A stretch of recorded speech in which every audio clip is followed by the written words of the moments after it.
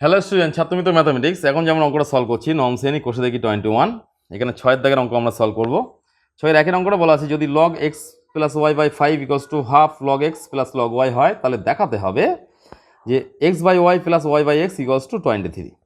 তাহলে আমরা যে অঙ্কটা দেওয়া ছিল সেটাকে প্রথমে লিখেছি এখানে দেখো।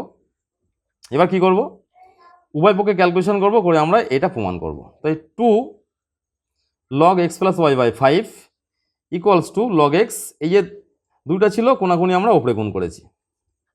এবার log x plus y whole square by 25, মানে এটাকে এই দুইটাকে যেহেতু বাম দিকে ছিল সেটাকে পাওয়ারে নিয়ে গেছি, তাহলে x plus y whole square by এখানে 25।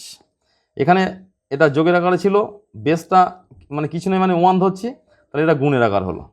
এটাকে a প্লাস হোল স্কোয়ার সূত্র করলাম, এর উভয় পক্ষ থেকে দেখো লগটা তুলে দিচ্ছি আগে। এবার a প্লাস হোল স্কোয়ার সূত্র করলে a square plus 2ab plus b square, এখানে 25টা কোনাকুনি গুণ করলে 25xy। এবারে এটা কি হলো, এক্স স্কোয়ার ওয়াই স্কোয়ারটা বাঁ দিকে রাখলাম, 2xyটা ডান দিকে নিয়ে আসছি, তাই 25xy মাইনাস 2xy, তাই কত হলো 23xy। তাহলে x square plus y square, এই xyটা কোনাকুনি নিচে আসছে, তাহলে এটা ইকুয়ালস টু কত হলো 23 থাকলো। এর উপরে যোগের আকার থাকলে নিচে যদি গুণের আকারে থাকে তাহলে নিচের সংখ্যা দিয়ে ভাগ করা যায়, প্রতিটাকে ভাগ করেছি x square by xy plus y square by xy equals to 23।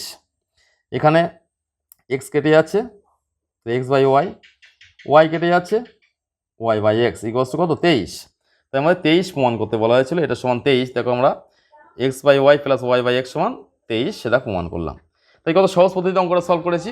এইভাবে সহজ পদ্ধতিতে অঙ্ক শিখতে গেলে, জানতে গেলে আমার যে অ্যাপটা আছে ছাত্রমিত্র অ্যাপ, সেটাকে ইনস্টল করতে হবে। তাই সহজ পদ্ধতিতে সহজভাবে অঙ্কগুলো, তোমার প্রয়োজনীয় অঙ্কগুলো এই অ্যাপের থেকেই তুমি শিখতে পারবে।